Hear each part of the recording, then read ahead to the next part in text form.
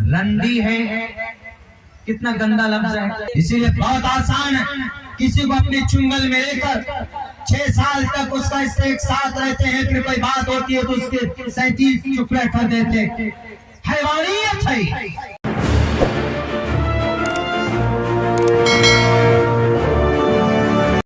नबी सल्लल्लाहु अलैहि वसल्लम ला यदखुलुल जन्नह मन ला यअमनु जारुहु बवाइक़हु वक़ाल नबी सल्लल्लाहु अलैहि वसल्लम इन्नल मरअत औरतुन इज़ा खरजत इस्तशरक़हा शैतान औ कमा क़ाल नबी अलैहि सलातु वस्सलाम। All compliments, all physical prayer and all monetary worship are for Allah.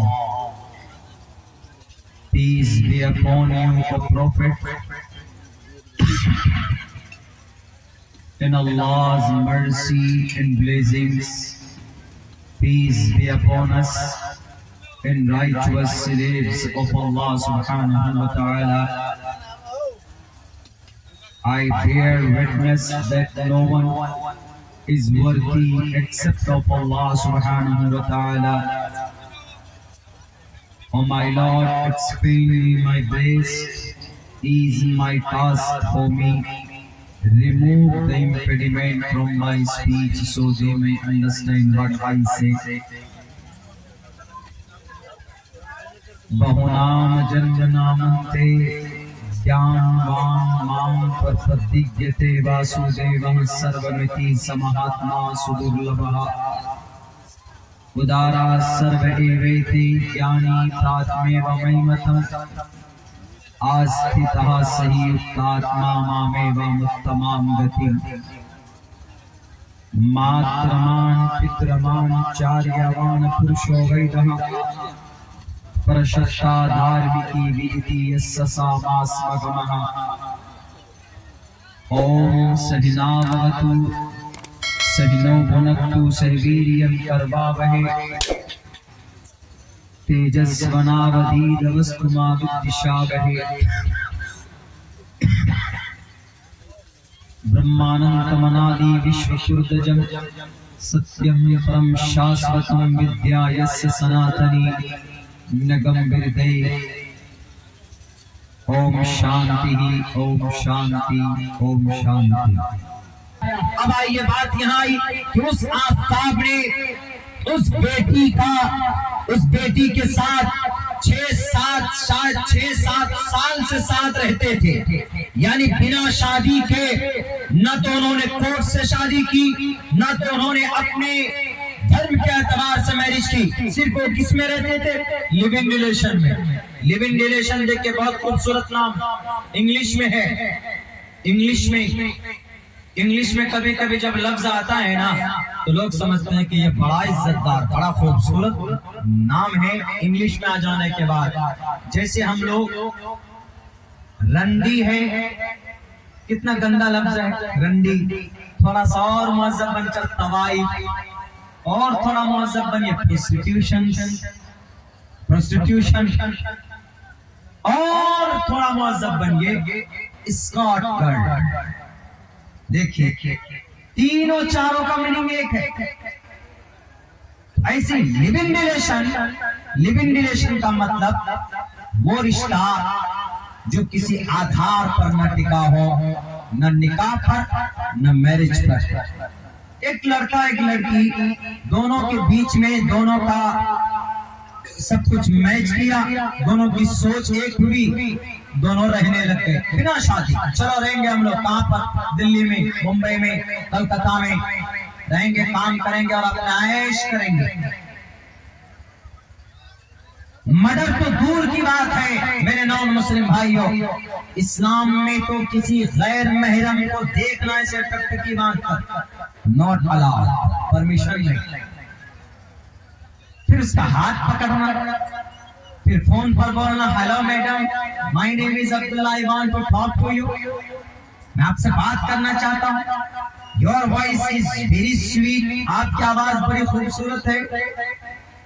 इस्लाम में ये तो दूर की बात है, इस्लाम में देखना, हजरत अली फरमाते हैं उचकती हुई निगाह एक मर्तबा किसी औरत पर पड़ जाए माफ, लेकिन दोबारा आपने ऐसी निगाह की कि अरे देखें ये कितनी खूबसूरत है, पैर कितने अच्छे हैं इसके, कमर कितनी अच्छी है, अगर इस हिसाब से आप देख रहे हैं गोया आपकी आंखें जिना कर रही, आपकी आंखें रेप कर रही।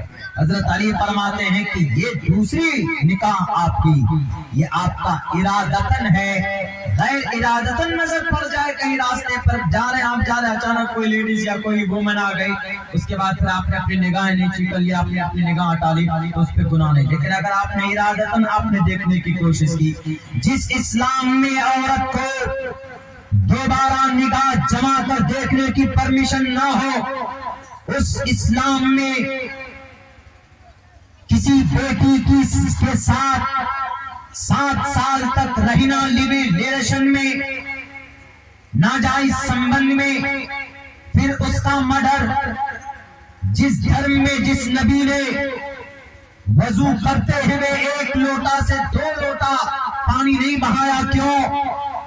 फजूल खर्चे, ईश्वर के सामने ज्यादा पानी बहा तो हमें अल्लाह के सामने पेश करना होगा, जवाब देना होगा कि 1 लोटे से काम चल सकता था तो दूसरा लोटा पानी क्यों बहाया आपने?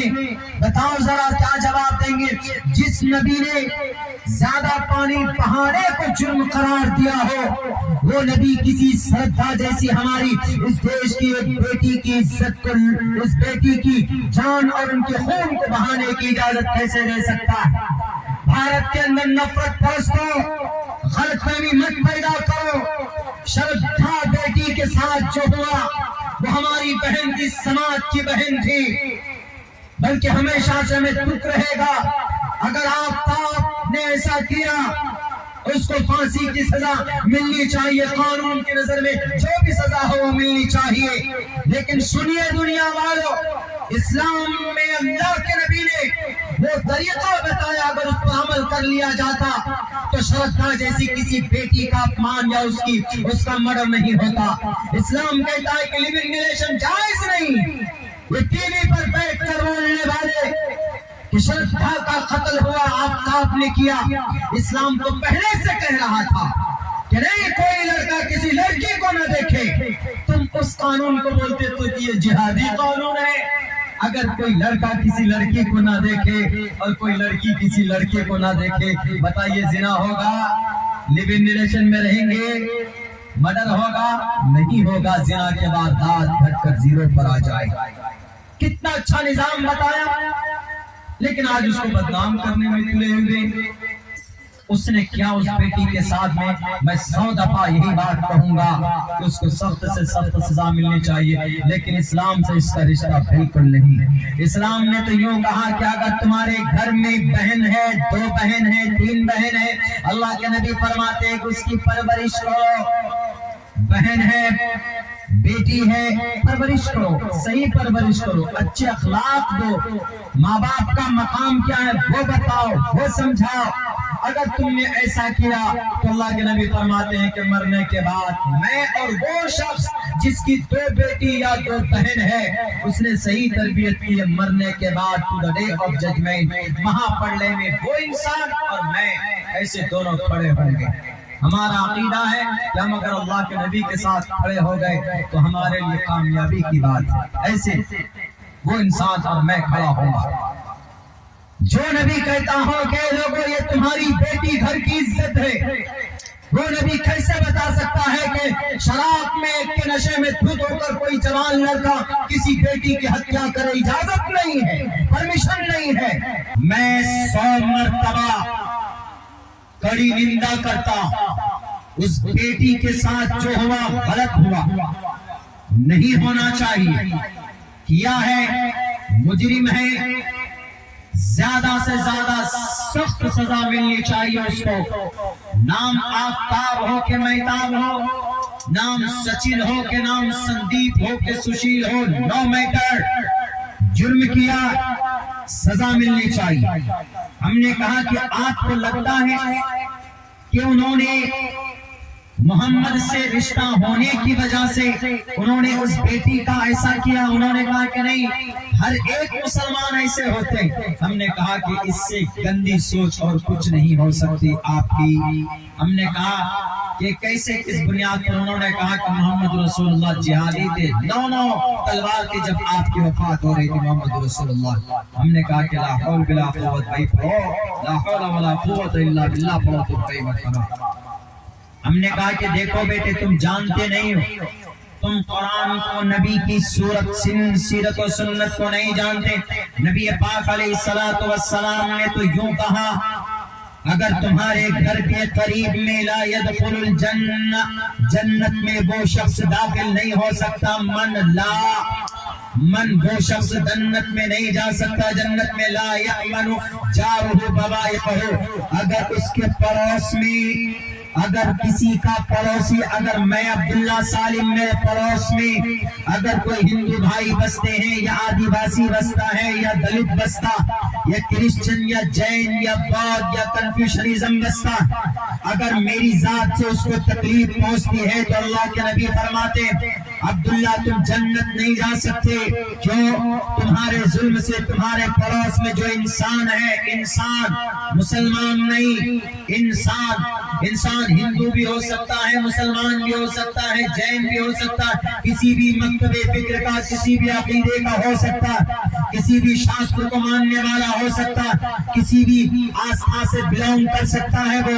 लेकिन अगर तुम्हारे जुल्म से उसको तकलीफ पहुंचती है, ला यदखुलुल जन्नह, अल्फाज है ये हदीस के, ला यदखुलुल जन्नह, तुम जन्नत नहीं जा सकते। अगर तुम्हारी जुबान से, हाथ से, पैर से अगर किसी तुम्हारे पड़ोस में बसने वाले इंसान को कोई तकलीफ पहुंचती है तो तुम जन्नत नहीं जा सकते। ला यदखुलुल जन्नह मन ला यअमनु जारुहु बवाइक़हु, a person will not enter the paradise whose neighbor is not safe from his cruelties। अगर उसका पड़ोसी उसके जुल्म से महफूज ना हो, वो इंसान जन्नत नहीं जा सकता।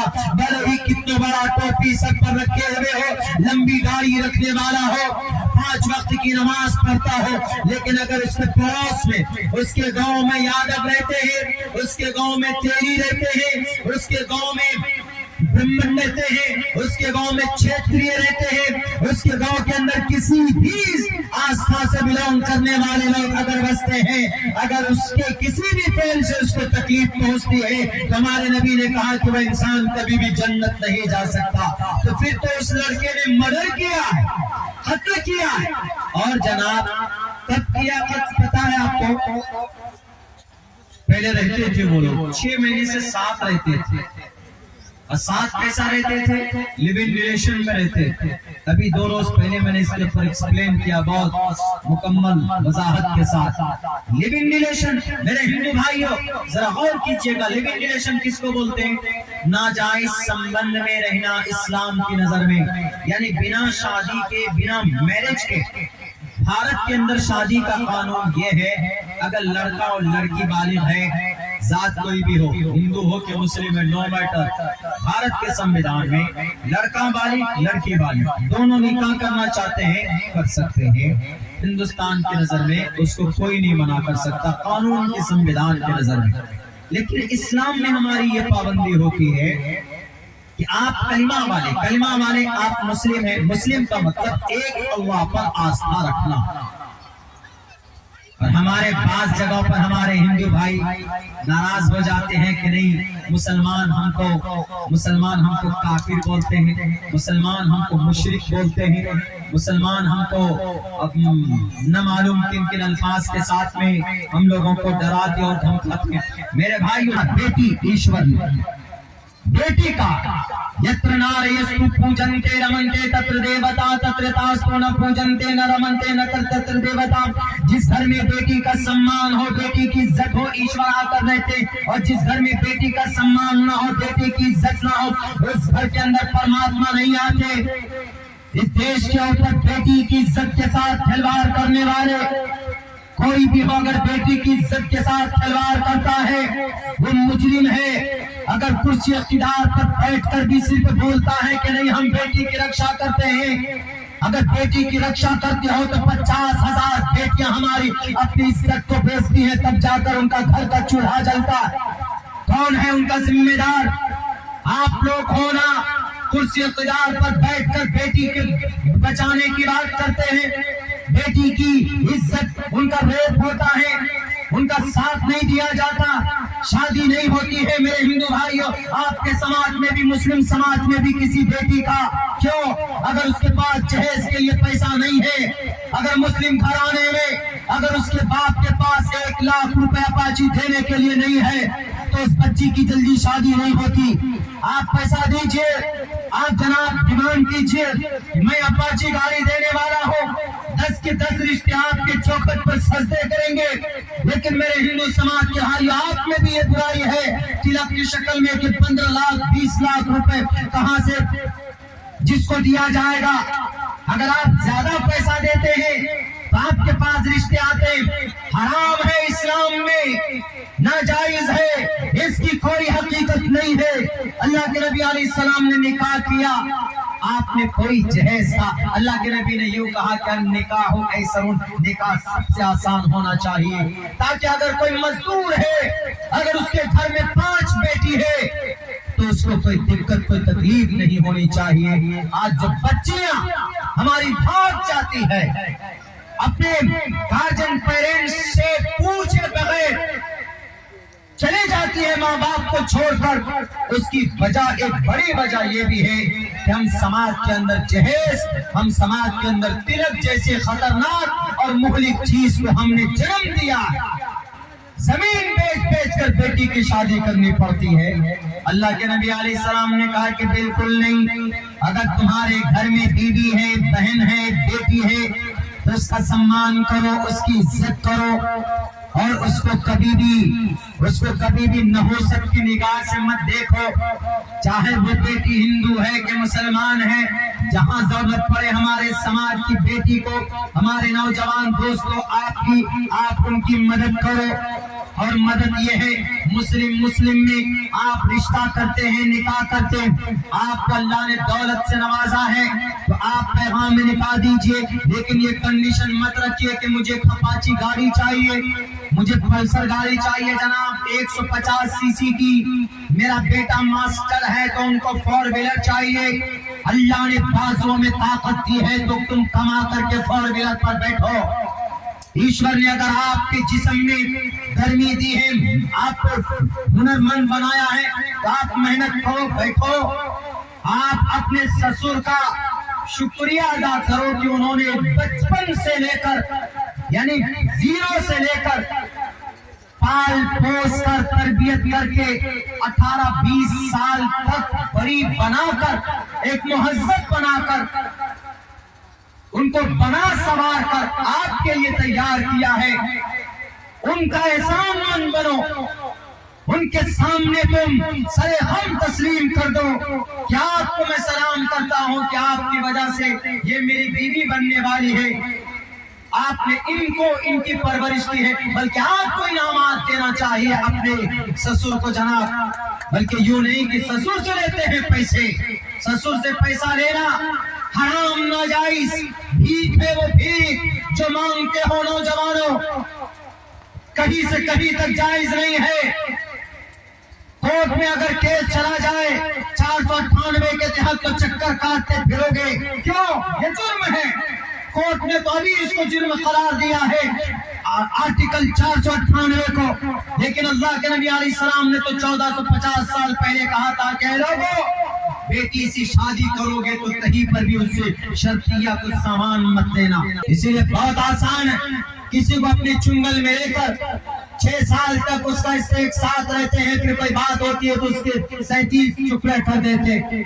हैवानियत है, इस्लाम में इसकी कोई अहमियत और हैसियत नहीं है। जो लोग बदनाम करते हैं इस्लाम को, मैदान में कौन सी किताब में लिखी हुई है कि इस्लाम में जिहादी कानून है? बदनाम किया जाता नहीं है। मेरे इस देश के देशवासियों, मेरे हिंदू, मेरे मुस्लिम भाइयों, मैं गीता का भी तालिब इल्म हूं। जरूरत पड़ने पर तलवार उठाना जरूरी है, जैसा कि पांडवों ने कौरवों के लिए उठाया था। बल्कि कृष्ण जी ने कहा था सर्वा कश्मलिदम विश्वे समुपस्थित मनार ये जुल्म कीर्ति कर्म जुनाहा। अर्जुन मुजरिम बन गए, तुम बुज़दिल बन गए। इन कौमों का खात्मा जरूरी है क्योंकि ये अधर्मी हो चुके हैं। वैसे ही अल्लाह के नबी ने 27 जंगों में शिरकत की। आपके पास 9 तलवार थी, तो वो जब आपने तलवार उठाई, जब कुफार और मुशरिकीन के तरफ से, कुफार मतलब मुशरिकीन यहूद और नसारा के तरफ से यलगार होता था, वो ईश्वर को भी नहीं मानते थे। जब यलगार होता तो अल्लाह के नबी अपनी जान की रक्षा के लिए तब तलवार उठा देते। जैसा रावण के खात्मे के लिए राम आए, सत्यवती राम रामाय नमः, अन सत्यवती सत्यवती सह रामेण, सीता राम के साथ मौजूद था।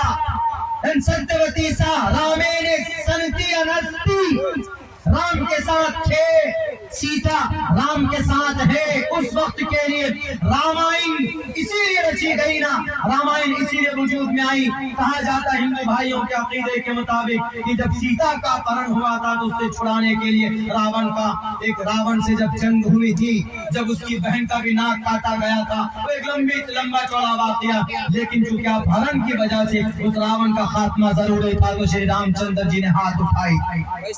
गिलेरी से पूछे कि रामायण की लड़ाई क्यों लड़ी गई, रंका का दहन क्यों किया गया, दशहरा में हम रावण का खात्मा करते हैं, जो वही विजय दिवस है जो हमारे हिंदू भाई, क्योंकि राम ने रावण के ऊपर फतह पाया था, तो इसलिए कभी कभी तलवार उठाना जरूरी होता था पहले।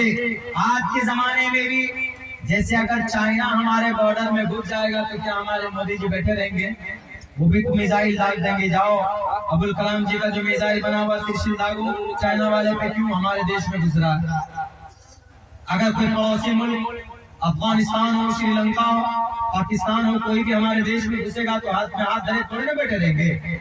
अपने देश की रक्षा करना है, अपने जनता की रक्षा करना है, तो उस वक्त कहेंगे कि नहीं आने दो नहीं। बॉर्डर पे क्यों है हमारे सुरक्षा बीएसएफ के नौजवान रक्षा के। अब अगर कोई घुस जाए तब तो लड़ाई होती है ना, लड़ाई इसीलिए होती है। इसी तरीके की लड़ाई पहले हुई थी, मुस्लिम राजा में भी हिंदू राजा में भी इस तरह की लड़ाइयां होती थी पहले। उसको आज के जमाने में मुद्दा बनाकर किसी एक कम्युनिटी को टारगेट करना जायज नहीं है, मुनासिब नहीं है।